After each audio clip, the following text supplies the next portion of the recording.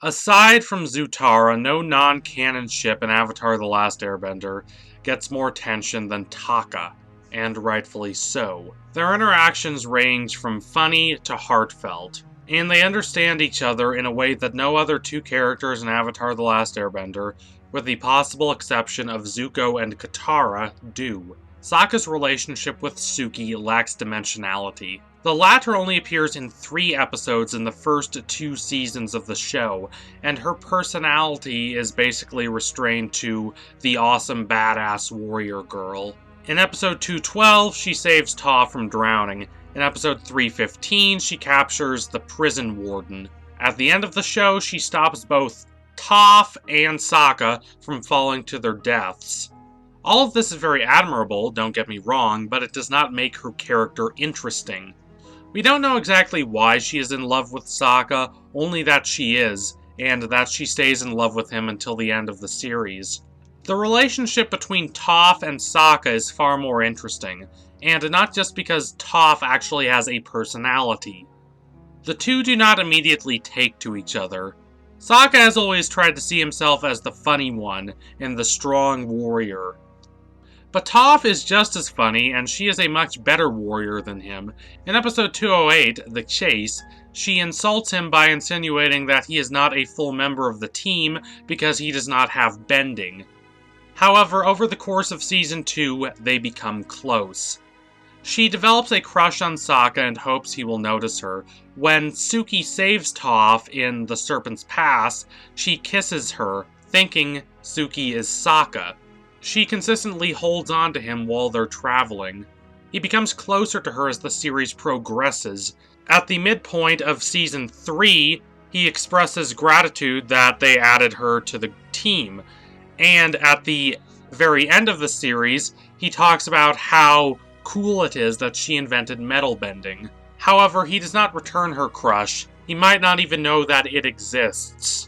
This is not his fault. He is not as adept at reading others' emotions as Katara is. But Toph never openly expresses her feelings to him. When he gives her these 2 compliments, she does not blush or say to him in a bashful voice, "Thanks, Sokka." Instead, she responds in her typical brash, overconfident tone. Because her parents forced her to be a fragile little blind girl, she responds to that by never wanting to show weakness or vulnerability. She never opens up to Sokka, and she never reveals her feelings for him. But what if she did, and what if he returned to those feelings? This is Avatar Explained. What if Taka happened? Unfortunately, if Toph admitted her feelings to Sokka in the main story of Avatar, he would probably reject her. He would do it nicely and sympathetically, but the fact is that he is 3 years older than her, and he is already in love with someone else. Taka could only realistically happen after the show ends, when they are both adults. 3 years is a lot when you're a teenager, but when you're an adult, it's not. The difference between 15 and 12 is the difference between a high schooler and a 6th grader. The difference between 23 and 20 is not nearly as significant, but there is still the problem of Suki. I couldn't say how that relationship could go wrong because we are not given enough information about it. It's a fully fleshed out relationship in the same way that a blueprint is a fully finished building. But considering how little he actually knows about her, I can see this relationship dissolving. He thinks of her as this bold badass. What happens when she reveals herself to be more than that? How would he deal with her emotional complexities? It's not a stretch to imagine a relationship built upon such a soggy, unstable foundation collapsing, and if it does collapse, it is not a stretch to see him forming a romantic relationship with Toph. I am typically not a fan of characters forming long-term romantic relationships with their childhood crushes. Yes, it does happen in real life occasionally, but that doesn't make it good art. Just like there really are one-dimensional villains in the world, but that does not mean your work of art should have a one-dimensional villain. Childhood crush relationships are typically pure wish fulfillment. A character gets exactly what they want without having to grow. However, I would make an exception for Toph and Sokka because their forming a romantic bond would constitute character development. When they first interact, they don't even like each other. Their relationship lacks the easy, simple chemistry of many childhood crush relationships. They only reveal their darkest and most intimate secrets to each other when they realize how much they can trust each other and how much they have in common.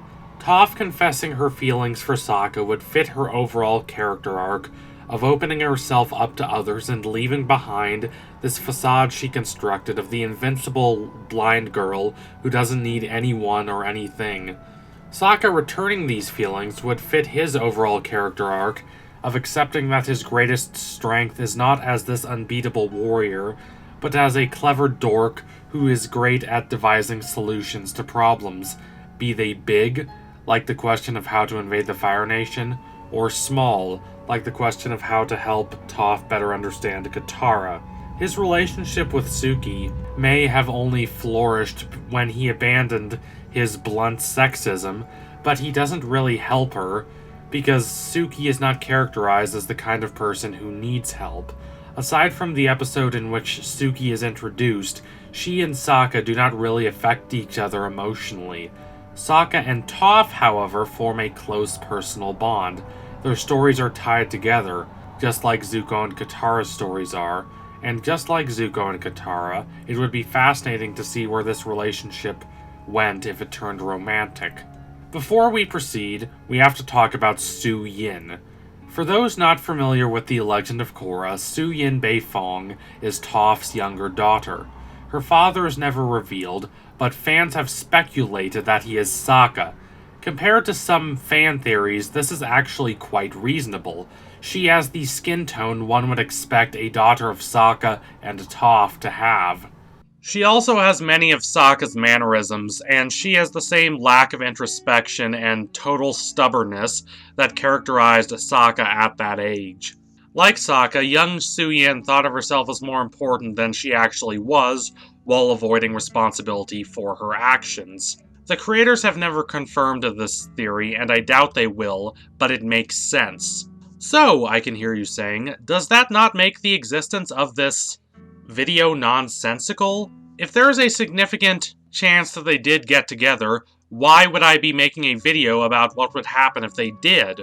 The answer is that any scenario in which Su Yin is Sokka and Toph's child is a scenario in which the relationship between the two of them utterly deteriorated. Su Yin grew up without a father. It's possible she does not even know who her father is. This cannot be attributed to Sokka dying shortly after impregnating Toph. While Sokka is dead by the Legend of Korra, he lives a relatively long life. He outlives Aang. Along with Zuko and Korra's father, he helps defeat the Red Lotus when they try to kidnap Korra. He was alive at least until Su Yin was in her 30s, but he was never a significant part of her life. As Sokka continues to be in Toph's life, even alluding to her during the trial of Yakone, the most likely scenario is that Sokka is married to Suki when he has sex with Toph. They're both lonely and tense and probably drunk. Afterward, they say their hookup was a mistake, but Toph discovers she's pregnant and decides to keep the baby. She does not reveal to anyone that it's Sokka's. Maybe she doesn't even reveal that information to Sokka. This is not the only possible scenario for Su Yin being Sokka and Toph's kid, but it is the most likely. If you want, try to devise another scenario that arrives at the same result. I guarantee you that you won't end up with something happy unless you willfully distort canon. As one partial to the idea of their coupling, I say they deserve better. So let's imagine a scenario in which Sokka breaks up with Suki and starts a long-term relationship with Toph. The most important question one should ask is this: could they survive as a couple long-term? It's a challenge for all relationships to survive, especially relationships between two people who are extremely busy. Toph becomes the chief of police in Republic City, while Sokka becomes a city councilman. The possibility of either of them breaking from the careers they have in the original timeline because they have a romantic relationship with the other is slight at best. It's possible they don't push themselves as hard and instead concentrate on their home life, but it is also possible they push themselves even harder because they know they have each other to come home to. I do not imagine it being the warmest relationship, at least to outsiders. Neither of them are particularly sentimental. They probably mock and tease each other enough that an outsider might think they're having problems even when they're not. However, they are always there for each other. They always know the right thing to say. While they find each other attractive, their bond is not built on infatuation or on easygoing charisma. Rather, their relationship is built on trust. Perhaps my personal bias in favor of this relationship is impairing my judgment, but I believe it could last. I see them always being pleasantly surprised by each other. Sure, there might be weeks when they don't see each other that much, but I imagine them always waiting for each other, no matter the obstacles between them. I imagine other members of Team Avatar thinking they are going to break up because of their quarreling, but they never do. When they are away from the rest of the world, they deliver deep confessions about the trouble they have gone through, and they always listen to each other. It's the opposite of the dynamic between Aang and Katara. On the surface, the relationship between those two appears perfect, but dig a little deeper, and the lack of honest communication between them becomes apparent. Aang never tries to understand Katara. His duties to the world always come first. This is not to say they are bad for each other, but the flaws in their relationship negatively impact their children. The burden of helping the world falls disproportionately on Aang, likely because that's how he believes it ought to be, because he's the Avatar. And the burden of raising the kids falls disproportionately on Katara. Tenzin sees his father as this godlike figure whose legacy he yearns to uphold, while Bumi and Kaya see their dad as the flawed man he was. Sokka and Toph's relationship, however, would be like a rose, beautiful once you get past its thorns. They are two imperfect people who know they are imperfect and try their best to manage the struggle between what they want and what they need. I worry about Aang and Katara. I worry about Zuko and Mai.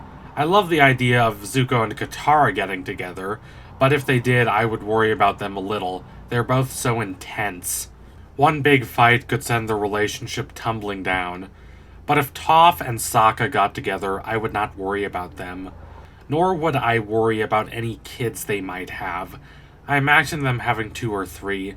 Sokka likely talks her into having them. Toph is probably scared to be a mother, as she does not want to be restrictive like her mother. In the original timeline, she reacts to this fear by giving her kids too much freedom.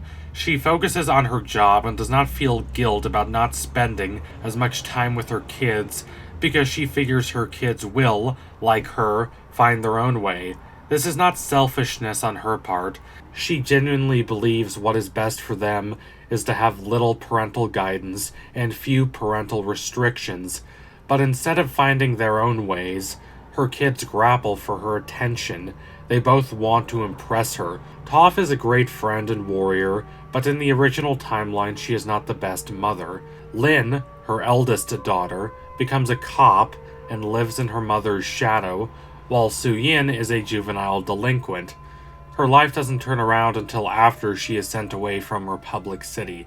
In a scenario where Toph and Sokka marry and raise their kids together, their kids likely live happy lives. Toph's more distant approach to parenting is countered by Sokka, who would likely be a great father.